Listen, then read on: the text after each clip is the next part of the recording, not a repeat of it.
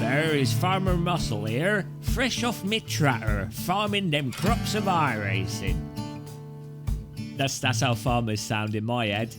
In this video, I'm going to tell you how to best farm iRacing, and not mathematically, not with Excel spreadsheets, but through experience. Pure farming knowledge here. If you want a bigger EP, this is the video to watch. Let's get on with it. This video is sponsored by Rigs, rock solid T-slot sim rigs from the Virtual Reality Racing Club. Check out the link in the description for more information and use the code DDGIRL for a sexy web shop discount.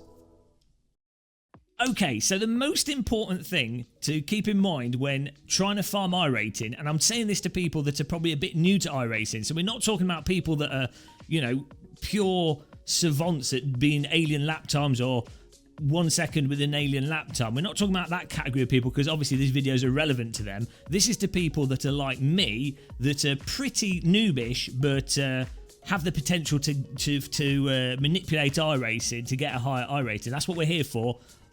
Gaining iRating for people that don't deserve it. Obviously, so you can then go to the bar to pick up women with that iRating. I can tell you, since I got 4K iRating, it's been a nightmare, guys. I've had to like divide my bedrooms up so I can fit more women in them. It's insane.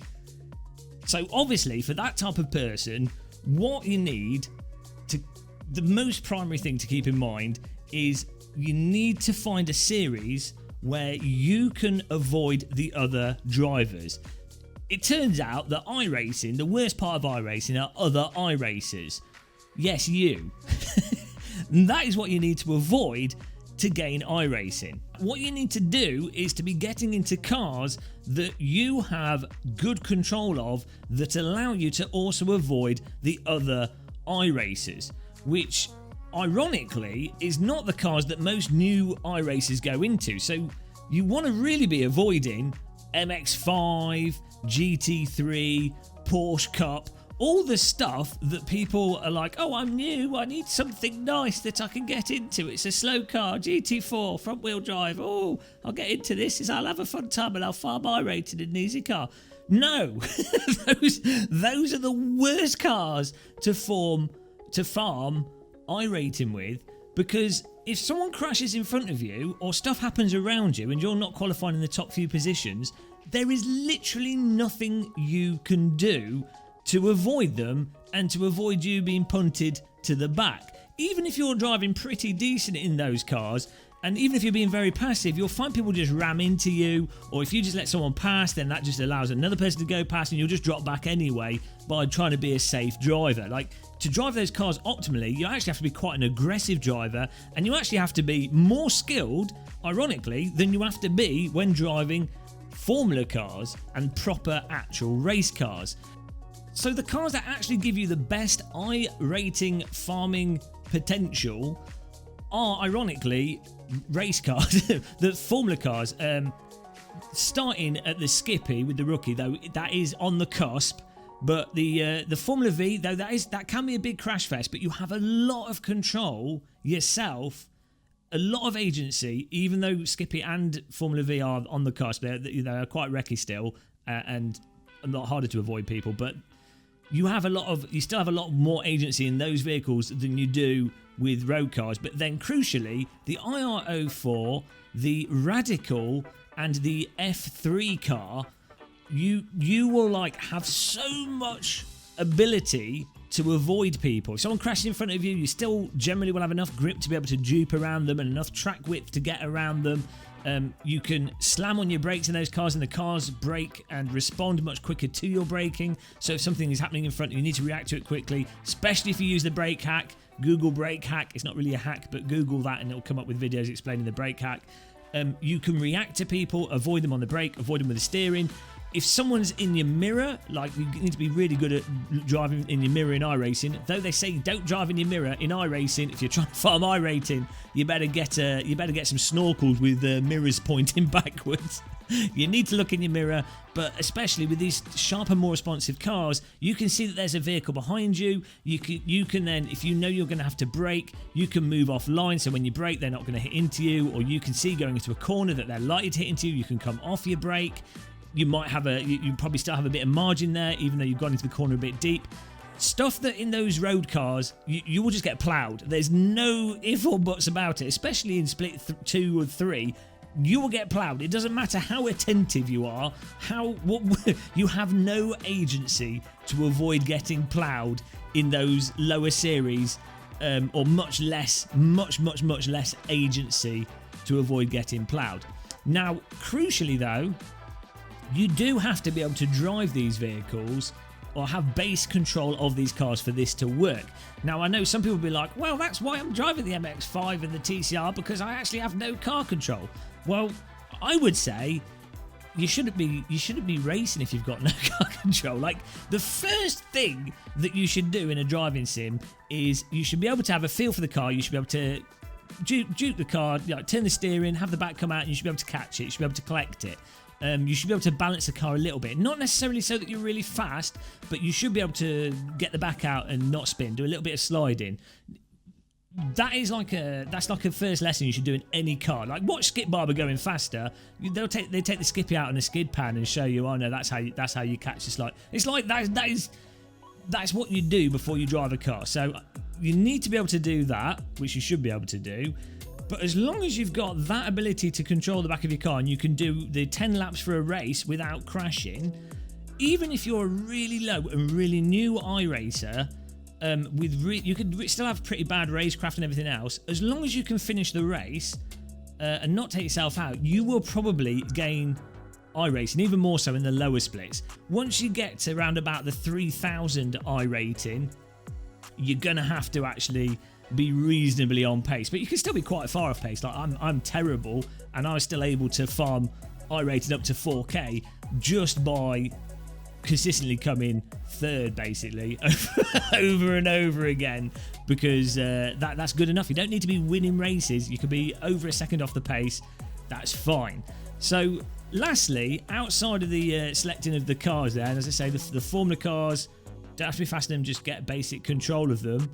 Lastly, the track also comes into play here, and even more so on lower ranks, but obviously there'll be tracks that you know yourself, you've got familiar with because you've done them a lot, so that's going to help you to actually not make mistakes. That's one aspect. But purely again from avoiding other iRacers aspect, which is the biggest thing, avoiding other iRacers, because if you're wrecked, you're going to the back, you're losing a lot of iRating. You want tracks that have grass runoff, or the specific tracks where you're not going to get a complete Great Wall of China block. So stuff like Watkins Glen is going to be particularly bad. Monza, obviously, T1 Monza. That you might as well just shoot yourself before the race starts. Awful. But what are the oh, bloody Bathurst, don't do that. Again, you might as well shoot yourself, jump into an active volcano, fish yourself out of the volcano, and then jump into a tub of box jellyfish, which is how most Australians wake up. But don't do Bathurst.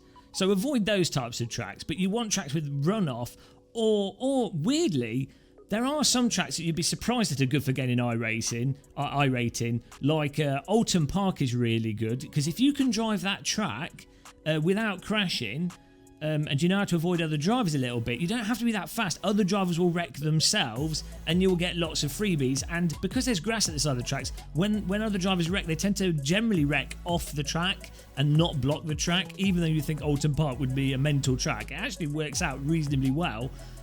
Brands Hatch also works out really well. Silverstone works out really well. It's really wide track, lots of runoff, loads of ways to avoid people. There's specific corners that you would learn over time. Okay, that's probably going to end up in a wreck if the car's on the inside of me. I will talk about being on the inside in a minute. Imola's weirdly a good track as well, with Formula cars. Again, somewhat narrow, tricky tracks, but as long as they've got grass at the side of them, enough to accommodate a car sliding off, actually can work out really, really well for iRating farming. Now, I alluded to it a second ago, another absolute crucial rule, and this is I should do in a separate video. Let me know if you want more of these flappy lip videos. For some reason, people seem to want them. Biggest crucial rule: always be on the inside of the corner. Like, yeah, there might be corners where you can pass on the outside, and it can be optimal. You know, generally it can be good to be on the outside. But in iRacing and with iRacers, and if you're trying to farm iRating, you do not want to be on the outside of a corner. If you're on the inside of a corner, no one can turn into you, or no one can like understeer into you or make a mistake or lock up into you. If you're on the inside of a corner, you might not get the best exit. It might not be the fastest line through that corner, but at worst, you know, you might get a 1x from touching the grass because you've had to leave more room for a car on the outside. But generally, you're safer. Whereas if you're on the outside of a corner, not only do you have the potential that you've got the car to your right that could drive into, you might have another car that then does a lunge, and then you're going to get collected when they hit the car in the middle. So you've basically, unless you're on the inside, you're opening the opportunity for much more variability in the chance of you getting wrecked off. And again, if you get wrecked, you're going to go right to the back of the grid, which is the biggest iRating pain, death, punishment. So you probably noticed a theme here. The main objective is to just finish races, and generally, again, if you're under 3,000 iRating, if you're under 2,500 iRating, generally, as long as you finish in the top 8, top 10 often, you will gain iRating. So most of the time, if you don't crash in the race and you don't get wrecked off, and you just finish the race, you will finish in the top 10 in just about any of these Formula Series. So you will farm iRating, and you will become one day as attractive to the opposite sex as me with my 4K iRating gained in a day from driving Donington. You will be blessed as well. So those are the tips. that was really concise, wasn't it? Let me summarise them very quickly for those of you with worse memory than me. Avoid MX-5, GT3, Porsche, avoid road cars, stick to actual race cars, Formula V and Skippy are on the edge, but you might be rookies, so they might be all you've got. But Radical, F3, IR04, I'd say IR04 is the absolute best because it's the easiest car to drive in iRacing. Drive those cars, learn how to control those cars in terms of the rear of them. Get on the centrifugal track on iRacing, learn how to catch the rear of the car. IRFFB with the seat of the pants option. You can type in why I only use iRFFB to watch that video. Explains why that is absolutely transforms iRacing, because the default force feedback, though it's got better in iRacing, does lack certain information that is very useful to drive from, stuff that you'd feel through your bottom in a real car. But sim developers are mental when it comes to force feedback. So IRFFB, Google IRFFB, and also brake hack, and have basic control of those formula cars. You don't have to be that fast, but feel like you're in control of them, which you can get to even if you're not that skilled. So don't worry about it. And then stick to tracks, as I say, that have got a bit of grass runoff at the sides. And maybe dedicate yourself to, if you're farming that week, dedicate yourself to 1 or 2 tracks. Do not, under any circumstances, under punishment of death, do not go to fix Ferrari. That is where I lose all my iRating. Like, whatever, don't even go to it. Never go to fix Ferrari. That's where it's a sim racing hell. It's purgatory for sim racing. It's worse than hell. It's terrible. Do not ever do that. And don't jump from series to series all over the place at random if your goal is to farm iRating. Now, I'm going to do another video and explain why you really shouldn't care about iRating. But this video was purely about farming. So that's what you got. Oh my God. Hopefully that was easy enough for you to understand and I was clear. I probably wasn't very clear at all, but hopefully it was. Just drink lots of tea. That's what I do. I've already finished my pint here. But until the next one, guys, thank you very much for watching this completely pointless video. Hit the like button, follow us on Twitter, follow us on OnlyFans,